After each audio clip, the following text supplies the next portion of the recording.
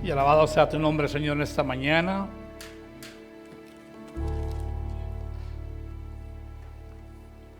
Padre, en esta mañana venimos delante de ti, Señor, y considerando los tiempos y las edades, Padre, reconocemos que en verdad tú eres un Dios grande y soberano, que no hay nada ni nadie fuera de ti. Padre, nos encontramos en total dependencia de ti en esta mañana. Padre, y nuestro corazón no puede entender la inmensidad de tu gracia y amor para con tu iglesia. Cuando tú nos citas en esta mañana de una forma tan especial y única, para que tu iglesia entienda con claridad que tú lo que dices es veraz y que permanece para siempre. Que toda palabra, desde Génesis hasta el libro de Apocalipsis, es de beneficio para con aquellos que tú llamas tu iglesia, tus hijos. Padre, para que entendamos al esplendor de tu grandeza y tu majestad, cuando tú dices que no solo de pan vivirá el hombre, sino de toda palabra que procede de la boca de Jehová. Padre, nos encontramos hoy acá en esta mañana de igual manera, Señor. Buscando de ti, te pedimos que tú nos enseñes en esta mañana de una forma clara. Padre, mi confianza está en ti. Y Padre, y si vemos que tu palabra dice que tú hablaste por medio de un asno, Padre, en verdad me siento aún menos que tal, Señor, delante de ti. Soy torpe, pero Padre, te pido de tu de nuevo en mi vida, para poder comunicar aquello que tú ya has puesto en mi corazón y has obrado en mi vida para con aquellos y con nosotros, Señor. Para que podamos entender con claridad lo que tú ya has preparado de antemano, Señor. Y Padre, si aquí hubiese alguien que no te ha conocido nunca como su Salvador y Redentor, Padre, te pido y te pedimos como iglesia que tú inquietes su corazón, para que entienda, Señor, que el fin del hombre es uno y hay dos consecuencias. La una, estar separado de ti toda su vida, por toda la eternidad, Señor. Y la otra, Señor, gozando de tu presencia, postrado delante de ti, declarando que tú eres el Rey, Señor, de nuestras vidas, Padre. Padre, en tu nombre pedimos todo esto. Amén. Amén. Amén. Bueno, buenos días a todos en esta mañana. Buenos días. ¿Cómo estamos? ¿Todo bien? Gracias, Señor, estamos bien. Damos un saludo de nuevo a todos los que nos están visitando por primera vez, los que nos están viendo online también. Bienvenidos. La palabra es algo tan precioso e increíble para nuestras vidas que muchas veces no la podemos ni aún como decir con simpleza, porque es tan grande. Y una de las cosas tiene que ver con el tiempo, los días en que estamos viviendo. Y ya hace 1 año y medio, como iglesia nos embarcamos en un viaje llamado el estudio de la epístola de los Efesios. Y es increíble que empezamos eso en enero en el año 21, perdón. Y hoy llegamos hasta acá y ha sido increíble. En este barco que nos hemos montado, que hemos abordado, hemos llegado a diferentes puertos, nos hemos desembarcado y espero de que el Señor les haya mostrado en verdad cuán rica y preciosa es su palabra. Amén. Que es para nuestro beneficio siempre. Y si hemos podido ver algo de esta epístola, es que es una epístola práctica. bien práctica para el creyente, donde interesantemente la epístola se divide en dos. La primera parte tiene que ver con lo que Dios ha hecho por nosotros en Cristo. No tienen que ir allí, pero ahí en el capítulo 2, versículo 1 dice que cuando estábamos muertos en nuestros pecados y delitos, dice que nuestro amo, nuestro Señor, nuestro dueño era el príncipe de la potestad del aire, el diablo mismo. Y también dice de que por naturaleza éramos hijos de ira.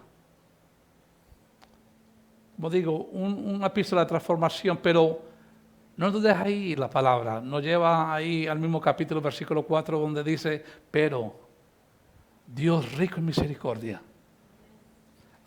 Dice que nos salva. Y dice que por gracia somos salvos. Y dice que para que anunciemos por todos los tiempos la riqueza de su gracia. Entonces nos damos cuenta de que lo que ha hecho por nosotros tiene un propósito en el Señor. Tiene un propósito grande. Y comienza ahí en el capítulo 4 donde dice, os ruego que andéis como es digno de la vocación con la cual hemos sido llamados. Y nos damos cuenta que la efectividad del Evangelio es la vida que el creyente vive.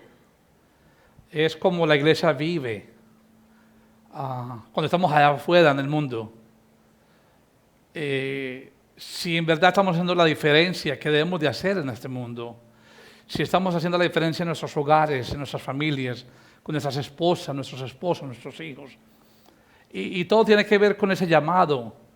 Como dije, la primera parte es lo que Dios hizo en Cristo por nosotros, nuestro beneficio, pero la segunda parte de la epístola tiene que ver lo que Dios requiere de nosotros, lo que Dios demanda como iglesia, lo que Dios está transformando nuestras vidas con un plan divino, para que la iglesia sea ese pueblo de luz, ese pueblo que traiga esperanza, amor, gracia, y cuando venga el juicio final, que la iglesia sea esa lámpara de esperanza para con el mundo.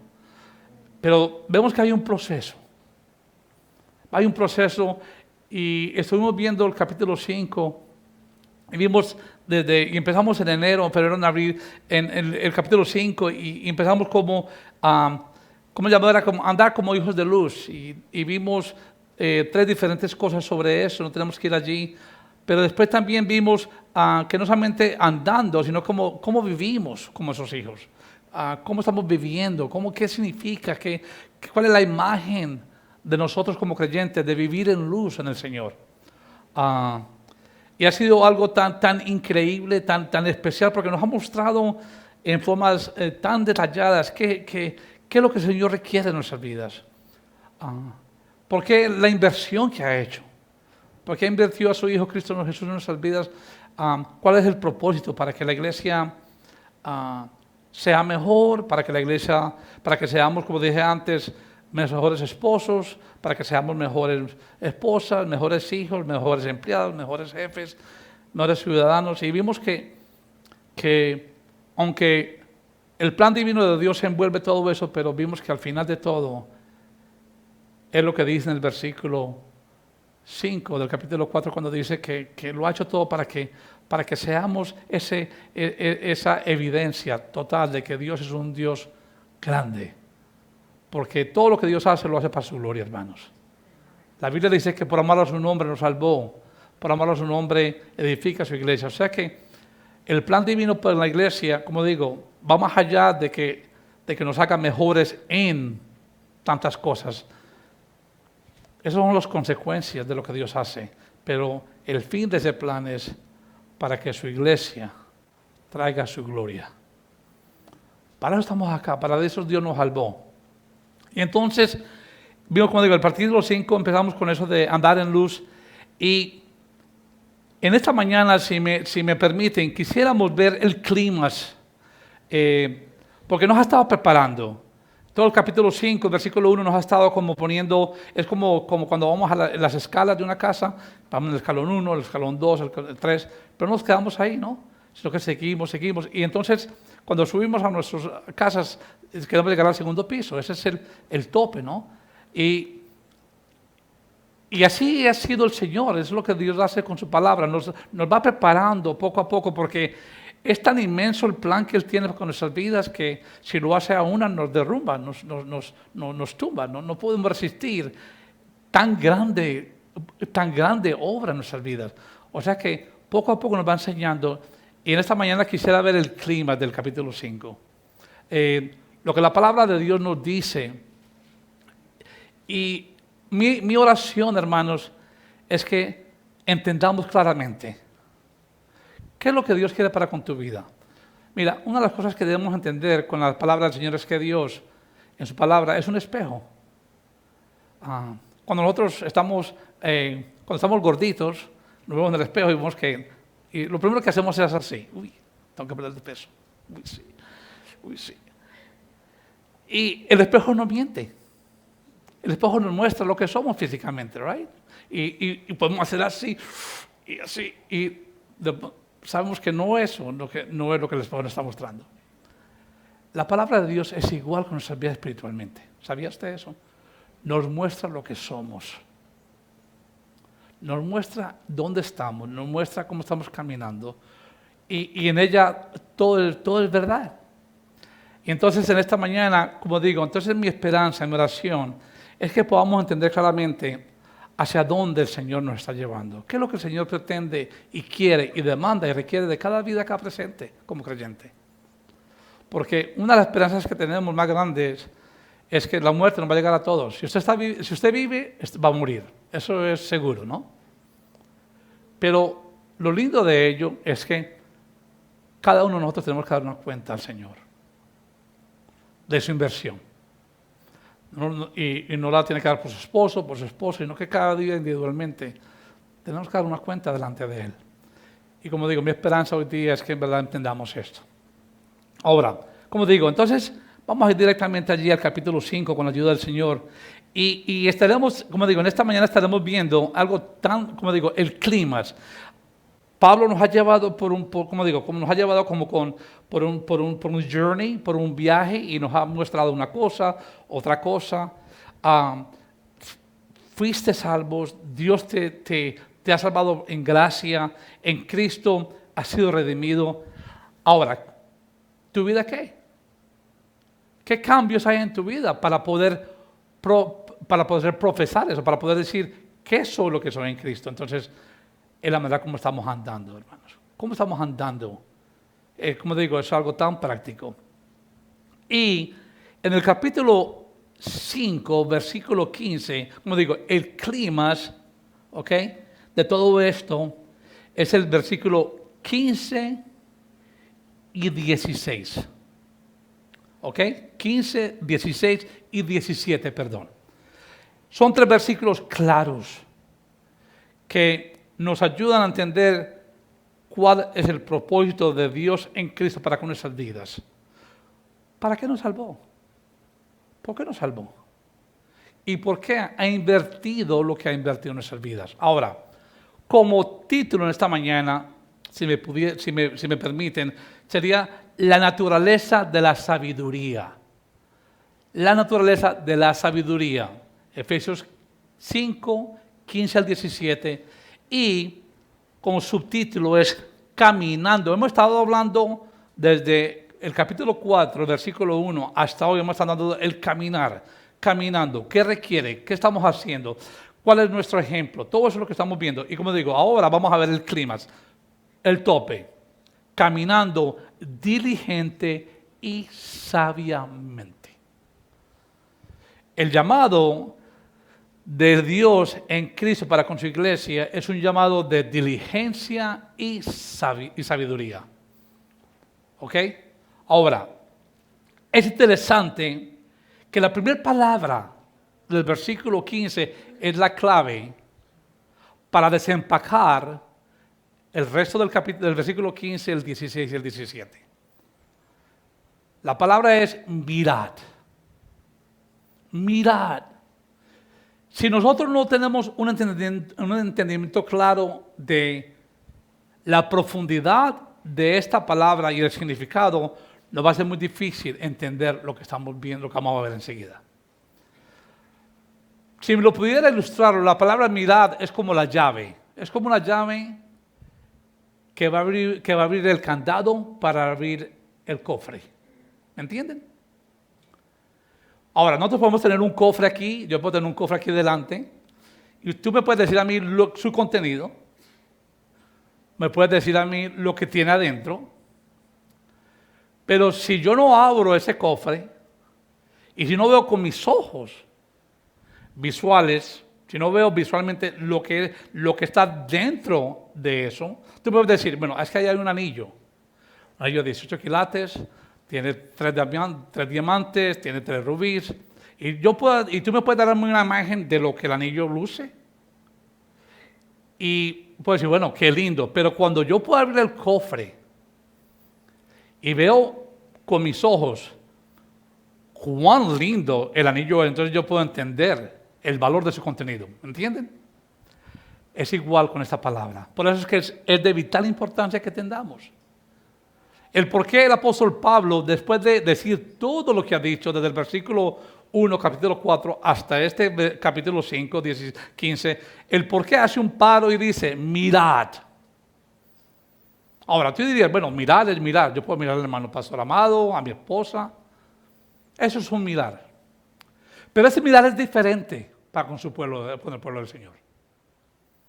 Es un mirar diferente. Y considerando la importancia de esto, porque dice mirad, porque él pudo haber dicho, quitar esa palabra y decir pues con diligencia, él pudiera haber escrito esas palabras y tendrían un gran sentido.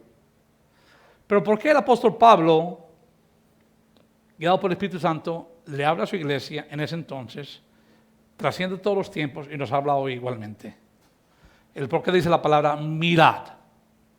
Ahora, esta palabra, como digo, es la llave que va a abrir el cofre y que nos vamos a usar su contenido. Y el contenido se encuentra en el versículo 15, el resto 16 y 17. Ahora, perdón. Esta palabra, y yo la estaba buscando y tiene un significado tan importante. Muchas veces tenemos que ir y buscar las palabras, lo que significan en su original, para poder tener un entendimiento pleno de lo que significa. Y quisiera leerlo esto para nuestro beneficio. La palabra mirad aquí, en el latín, y espero que lo diga correctamente, es circunspicio, que significa mirar alrededor de en todas partes.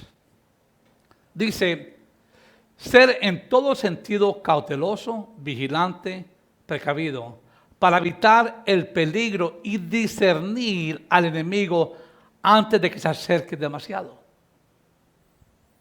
O sea que al leer esto como que va más allá. ¿Right? Y dice, mirad, dice exactamente, perfectamente, correctamente. Dice, sed vosotros que habéis recibido la verdad, cuidadosos de vuestra conducta.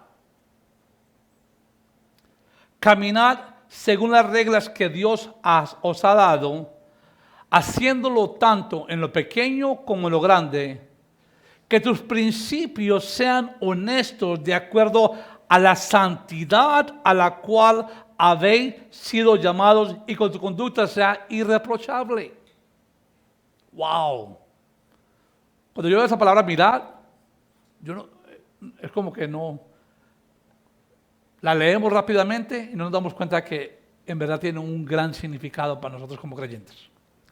Y dice, así como abraza sus promesas, porque a todo el mundo le encantan las promesas de Dios. ¿Sabía usted eso? ¿Sabíamos? Amén. No todo el mundo le encanta. Y vivimos nuestra vida, tristemente como cristianos, viviendo en sus promesas. Y eso es lindo. Pero dice, no solo, y dice, así como abrazas sus promesas, al igual procurad intensamente abrazar todos sus preceptos y comportaos de tal manera que vuestro enemigo nunca puede decir que sois santos en vuestras doctrinas y profesión, pero no en tu conducta y manera de vivir. ¡Wow! ¿Entendimos? ¿Entendimos? ¿Qué desafío? Cuando veo la palabra mirad, aquí eso significa para nosotros. Como entonces digo, entonces mi oración esta mañana es que podamos entender claramente el clima es vivir caminando diligente y sabiamente. Ahora, el próximo párrafo de Pablo, los versículos 15 y 17, son basados en dos ideas o asunciones. La primera es que los cristianos son sabios y no necios. Esa es la primera idea que está diciendo aquí. Que usted y yo, como hijos del Señor, somos sabios y no necios. La segunda es que la sabiduría cristiana es sabiduría práctica, porque nos enseña el cómo comportarnos y esta palabra, es interesante que esta palabra, cuando Pablo la expresa aquí, tiene un sentido, un concepto hebreo que tiene que ver con la palabra caminar. Cuando Pablo habla aquí de conducta, de nuestra manera de vivir, cómo nos estamos comportando, lo que está diciendo es cómo estamos caminando. Esa es la idea de Pablo para cada uno de nosotros. ¿Cómo estamos caminando? ¿Cuál es tu caminar como hijo del Señor? Ahora, nuestro caminar o comportamiento, Él lo ha escrito, no debe ser como la del mundo. ¿Ok? Efesios, vamos a ir rápidamente por esto porque creo que es necesario. ¿Cómo anda el mundo? Dice aquí, el Efesios 2, 1 y 3 dice, y Él os dio vida a vosotros cuando estábamos muertos en vuestros delitos y pecados. Ahora, yo creo que nosotros, cuando no conocíamos a Cristo como Salvador, no entendíamos esto ni sabíamos esto, que estábamos muertos. ¿Ok? No medio muertos, no enfermos, sino muertos totalmente. Y dice, en los cuales anduviste en otro tiempo, siguiendo la corriente de este mundo, conforme al principio de la potestad del aire, el espíritu que ahora opera en los hijos de desobediencia, dice, entre los cuales también todos, ¿cuántos? Todos nosotros vivimos en otro tiempo, en los deseos de nuestra carne, haciendo la voluntad de la carne y de los pensamientos. Y éramos, por naturaleza, hijos de ira, lo mismo que ¿quién? Que todos los demás. Una de las cosas que vemos de nuestro trasfondo de antes es que nos enseñaron que los apóstoles eran personas intachables. Y vemos aquí que no es el caso. Pablo se incluye en ellos. Dice, yo era así como ellos. Ahora, entonces nuestro comportamiento no debe ser como eso. O los paganos, ¿qué dice el 4.17 también? 4.17 dice, esto pues digo y requiero en el Señor, que ya que no andéis como los otros gentiles, que andan en la vanidad de su mente. Entonces, el llamado en el Señor es que caminemos como ¿qué? Hijos de luz. Y lo pueden anotar ahí, y eso lo vemos en el capítulo 4.1, 5.1 y 5.8 del libro de los Efesios. O sea que está habiendo un contraste de lo que la vida nuestra era antes en el Señor y la vida nuestra ahora en el Señor. Pero ahora hay ¿qué? Demandas, ahora hay requerimientos que Dios quiere que su pueblo viva. Ahora, en ese sentido, ahora Él agrega una exhortación más general. El comportarnos como un pueblo sabio lo acredita a lo que dice aquí. en el capítulo 5, cuando dice, mirad, pues, con diligencia, como que andéis. Esta palabra, hermano, debe ser como un sello gigantesco en nuestro corazón, en nuestra mente. La palabra diligencia. Diligencia es lo que Dios requiere de su iglesia. Y todo aquello que es digno de ser hecho requiere diligencia. Ahora, somos diligentes en aquellas cosas que para nosotros tienen importancia. Nuestro trabajo, educación, familia, hobbies, apariencia. Entonces, como creyentes, debemos ser aún más diligentes en nuestro caminar cristiano, hermanos. Debemos tratarlo con la seriedad que es digna de caminar delante del Señor. El problema, podemos aún decir, que no tomamos este caminar cristiano seriamente porque no hemos entendido y conocido quién Dios es. Amén. El Dios que muchas veces pretendemos conocer es Dios que sacamos del bolsillo cuando las cosas están mal. Pero si nosotros entendiésemos, como Isaías dice en el capítulo 6, que dice, santo, santo, santo es el Señor. Entonces, nuestra diligencia y seriedad de andar dignamente delante de Él sería diferente. Amén. Amén. Pero yo digo, nuestra petición, nuestra oración hoy es que Dios nos haga entender esto y la seriedad que Dios está demandando. Hermanos, déjenme decirle algo, por favor. Este llamado a caminar es para todo creyente. Amén. Para todo creyente. Muchas veces nos sentamos en las sillas, venimos los domingos y creemos que este llamado es para los pastores, los diáconos, los líderes, los que están enseñando a los niños. Si usted, por gracia y misericordia, ha recibido a Cristo como Salvador, Dios demanda de usted que usted camine de una forma diligente y sabia y seria delante de Él. Amén. Amén. Ahora, en Hebreos 2:1, para poder empezar con los otros versículos, dice algo, una exhortación bien clara para nosotros, porque dice, por tanto, es que necesario. Aquí no nos da como opciones, que si queremos o no queremos.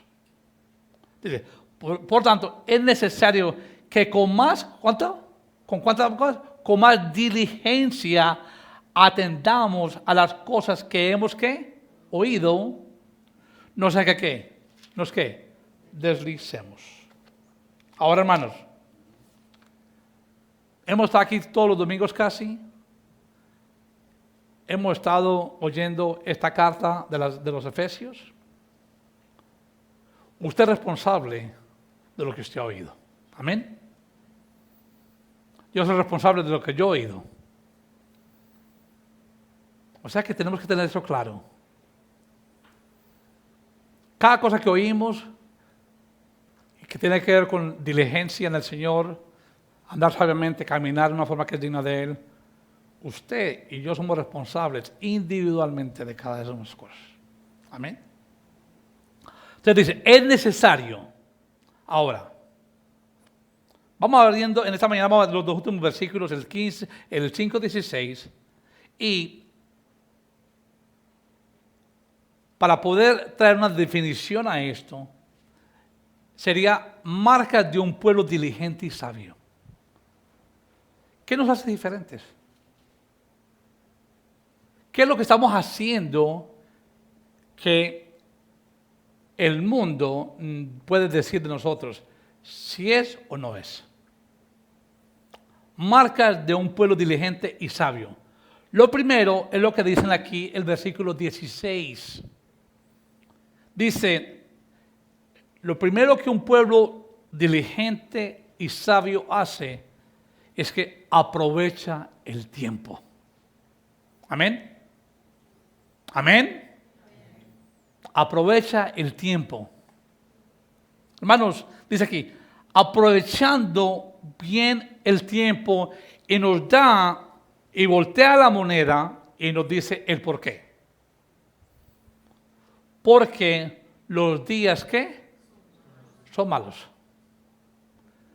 No dice que vendrán los días malos, o se acercan, o ya están de venir, pero dice claramente aquí que los días en que estamos viviendo son malos. Un pueblo sabio, la iglesia, en la cual Dios ha invertido su gracia, su amor, debe entender que debemos aprovechar el tiempo. Ahora, un pueblo sabio maximiza el tiempo. El verbo esagoroso significa redimir o comprar de nuevo. Y se usa acá de la manera de que rescatar el tiempo de ataduras malignas.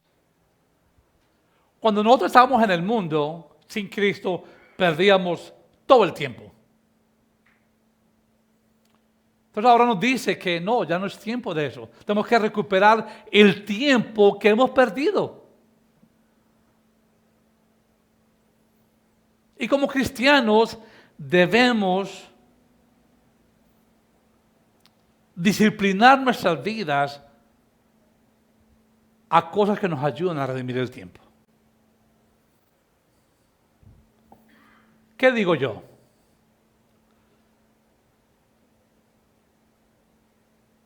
La palabra me enseña que el salmista dijo, de madrugada te buscaré.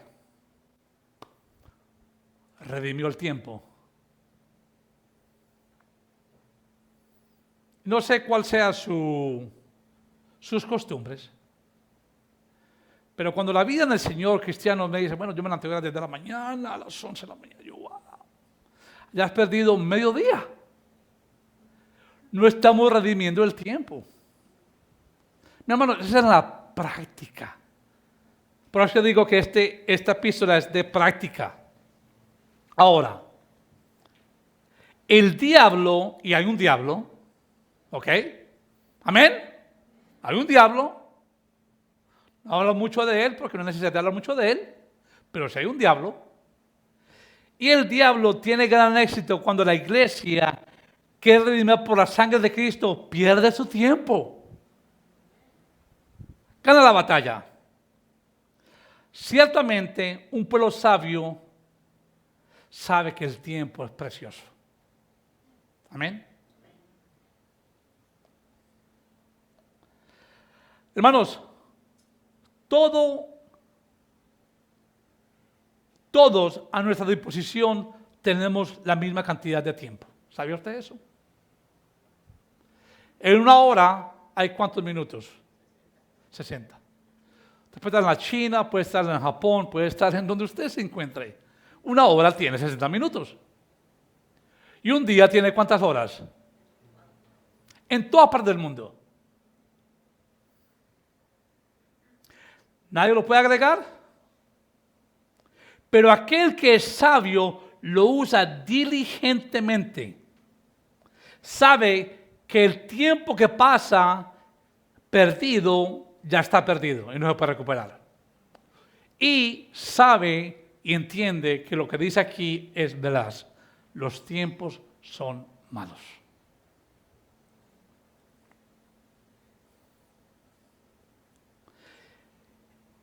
El pueblo, la iglesia, que es llamada a ser una iglesia sabia y diligente, toma toda oportunidad de su tiempo como si fuera la última. Amén.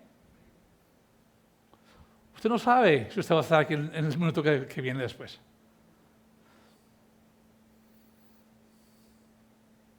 Yo Yo tengo un hermano que hace 2 años fue a trabajar a su oficina y no salió de la oficina.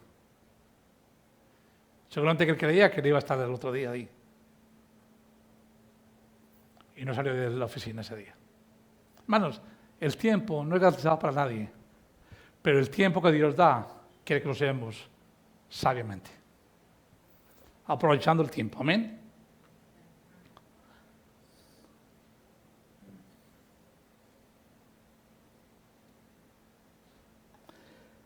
Un ejemplo de ellos es Jonathan Edwards.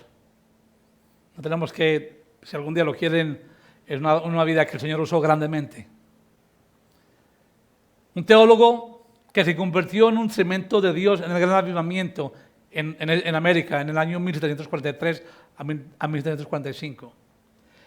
Escribió 17 de sus famosas resoluciones antes de cumplir 20 años.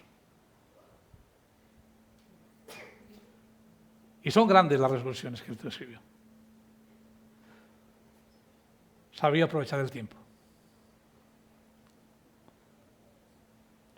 La primera evidencia de sabiduría expresada acá por el apóstol Pablo es la disciplina del buen tiempo. Hermano, redimir el tiempo significa vivir vidas marcadas por la santidad, acciones de gracia y palabras de ayuda. Lo que da una especial urgencia a esta cuestión es que, y lo digo otra vez, hermano, lo que fuera como algo que podamos meditar, que los días en que vivimos son malos.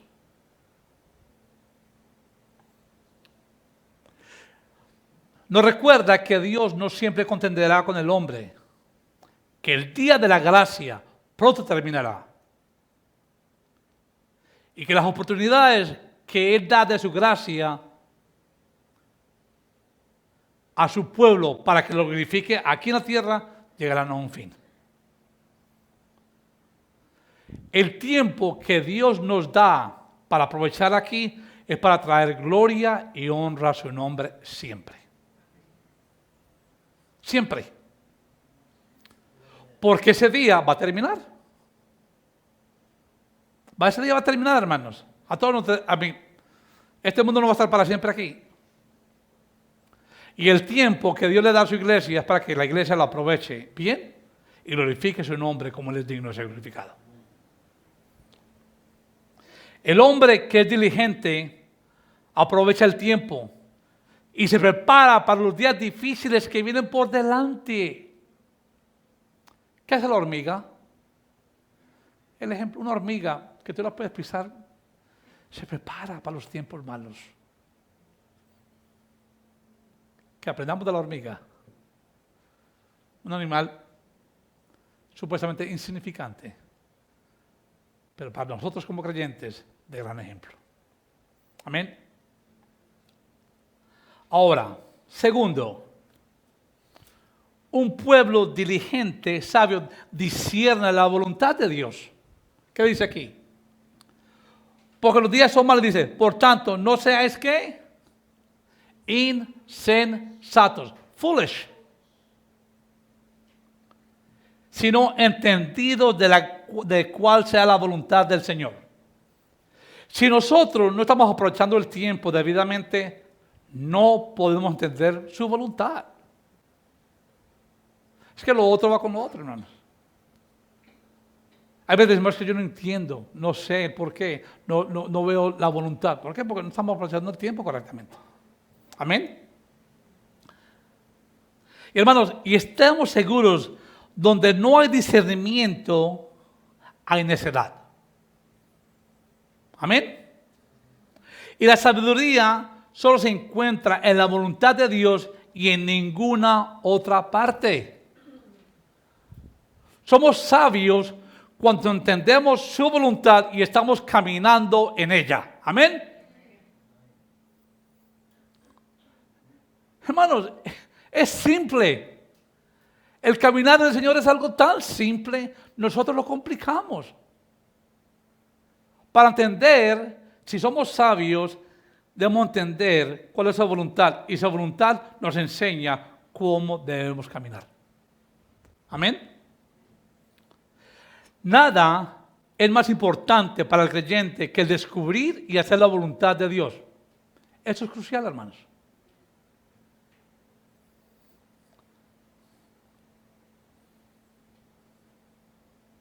Hermanos, es importante encontrar, orar, que Dios nos muestre su voluntad día a día y llevarla a cabo, completarla, porque hay un llamado para hacer.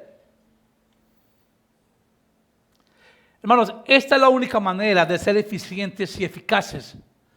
Y es posible llevar a cabo una obra cristiana según nuestras propias ideas, con nuestras propias fuerzas y estar totalmente fuera de su voluntad.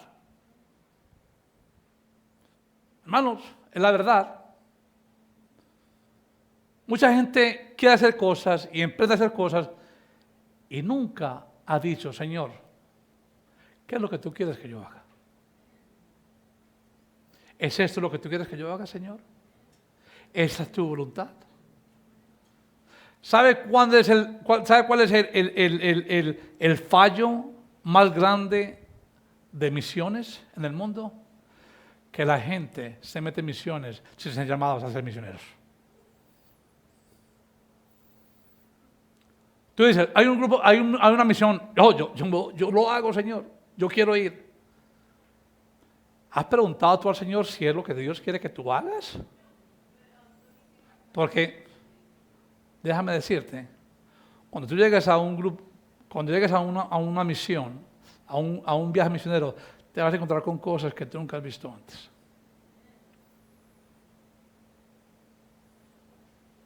Y la gente dice, ¿es esto en verdad lo que es misiones? Y están actuando por emoción, porque quieren ir, y en ello no hay nada malo. A mí yo no digo que eso es malo, pero fallan en preguntarle a su Dios y Señor, Padre, ¿es esto lo que tú quieres que yo haga? Bueno, el camino de la sabiduría es discernir la voluntad de Dios para nuestras vidas individuales y luego obedecer hasta el fin. Porque no solamente tiene que ver con, Señor, ¿qué es lo que tú quieres que yo haga? Sino que, Señor, equípame para yo hacer lo que tú quieres que yo haga. Amén. Y tenemos que ver, hermanos, que la voluntad de Dios es una, pero se puede mostrar en dos maneras diferentes. Está primero la voluntad general de Dios, que es que el llamado de Dios para todos los creyentes de ser hechos a su imagen de Cristo. Ese es un llamado, esa es la voluntad de Dios. Pero también hay una voluntad que es peculiar, que tiene que ver con cada vida. La voluntad de Dios para con cada vida acá es diferente. Todavía está en la esfera de su majestad, de su soberanía. Pero lo que Dios requiere y demanda, la voluntad de Dios para con mi hermana, no es la misma para conmigo, son diferentes. Las Escrituras nos enseñan esas cosas. La oración nos enseña esas cosas. El consejo de un cristiano maduro, de una persona que ha pasado por esa situación. Hermano, me han invitado a una misión, tú has sido parte de misiones, tú me puedes aconsejar, tú crees que eso es para mí. Y ese hermano te puede a ti guiar en ese sentido. Eso es la voluntad peculiar de Dios para con tu vida. Preguntar, consejería, orar al Señor, su palabra. Cada uno de nuestras vidas tiene que, estamos en la esfera soberana de su voluntad, pero cada uno tenemos una voluntad peculiar. Cada uno somos llamados a servir al Señor en diferentes formas, pero su voluntad es absoluta. Amén. Ahora, estos principios generales los encontramos en su palabra. Exhortación. El gran problema de la iglesia de hoy día es que no estamos clamando de Dios que nos ayude a entender su voluntad. Y eso lo encontramos, ¿sabe dónde? Aquí, en su palabra. La gente quiere ver y entender su voluntad de Dios ajeno de lo que la palabra del Señor dice. No funciona así. No. Sorry, como dice el americano.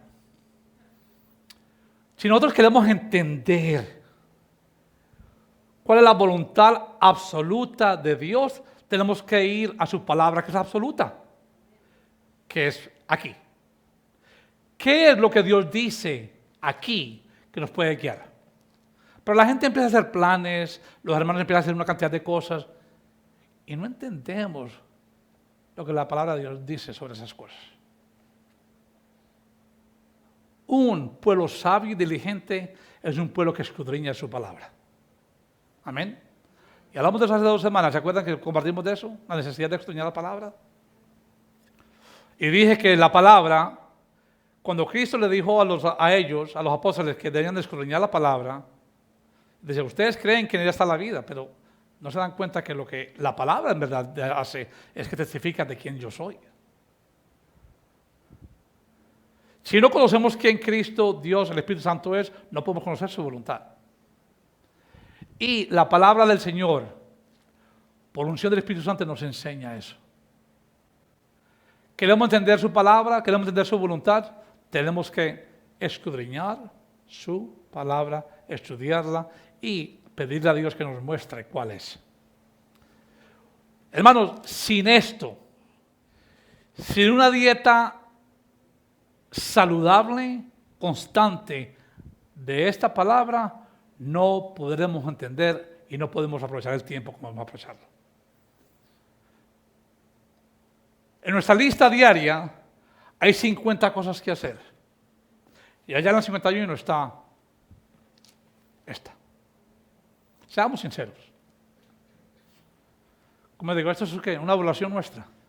Está esto, y esto. Y allá abajo. Si no tengo sueño, si tengo el tiempo, si no me estaban llamando. Entonces, ahí mismo, cojo esta palabra, doy 5 minuticos y ya aprendí y ya me enseñó. ¿Really? No solo de pan vivirá el hombre, sino de toda palabra que procede ¿de qué? De la boca de Jehová. Tenemos que aprender a dar claridad a nuestro esquello y saber que lo primero que debe estar ahí arriba es Dios y su voluntad con nuestras vidas. Amén. Ahora, terminando. Entonces sabemos que tenemos que ser diligentes, tenemos que discernir. Pero ¿cuál es la conclusión? ¿Qué podemos concluir de todo eso? En Romanos, es claro, hermanos. Romanos 12:2 es claro. Mirad cómo aprovechar el tiempo, mirad cómo ser diligentes. 12:2 dice, y quisiera terminar con esto y vamos a orar. Y esto lo tiro ahí para que lo meditemos y consideremos delante del Señor. Y que el Señor que nos inquiete nuestro corazón y nos enseñe. Un pueblo diligente, un pueblo sabio es este. Primero, no os conforméis. Un pueblo diligente y sabio, el mundo no es su patrón.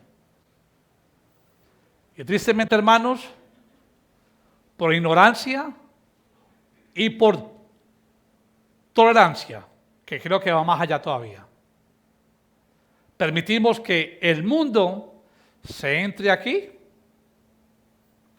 y nos damos cuenta que estamos conformándonos las cosas del mundo a la iglesia. Y una de ellas, y podemos hablar de eso otro día, es los famosos cultos de alabanza y adoración. Si algo se ha pervertido en la iglesia, si algo se ha introducido en la iglesia que ha sido fatal, es los famosos cultos de alabanza de oración que las iglesias hacen, donde todo está menos el Señor.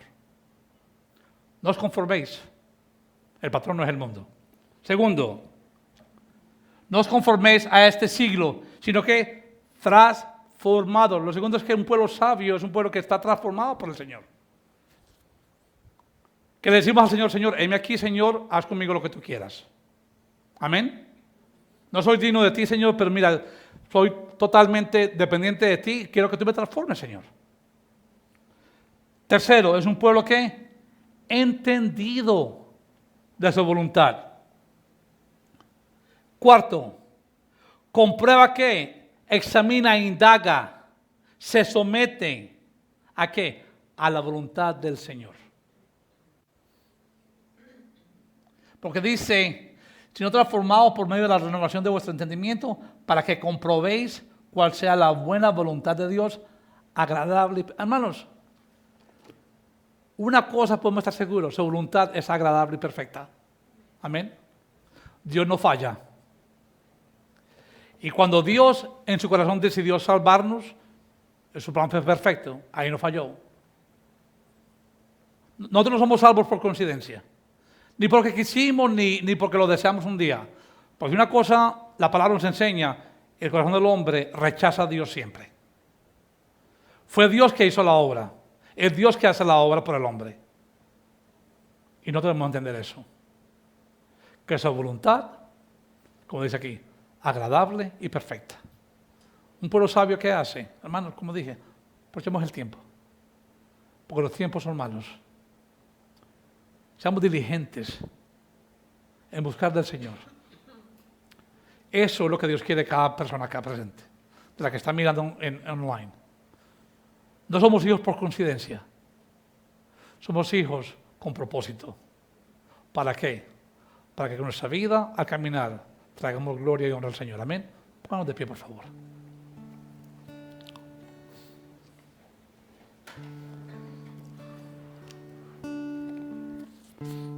Padre, te alabamos a ti en esta mañana, Señor, te glorificamos y Padre, enséñenos hoy. Padre, vemos esto, lo que tú nos quieres enseñar, tres versículos, Señor, y puede que nos encontremos tan lejos de eso, Señor. Pero Padre, que nuestro deseo en esta mañana sea que, como tú dices, mirad, que seamos diligentes, que seamos un pueblo sabio, Señor. De lo que tú quieras para con tu pueblo, Señor, de que busquemos tu voluntad, de que sepamos de que en ella hay confianza, en ella hay perfección, en ella no hay falla, Señor, y que si nos encontramos en ella, Señor, tú harás tu obra, Señor, que sobrepasa todo entendimiento, Señor. Padre, te pido por cada día acá presente que tú en verdad les enseñes, al igual que mi vida, que me enseñes, Señor. Que tú eres algo real, Señor, y que tú te manifiestes como lo que tú eres, Señor. Que te escudriñemos en tu palabra, que te busquemos, Padre, en tu palabra, que veamos tu grandeza, tu majestad en tu palabra, con la unción de tu Espíritu Santo, Señor. Y que veamos, Padre, la grandeza de tu nombre en todo sentido, Señor. A ti sea la gloria en esta mañana, Señor.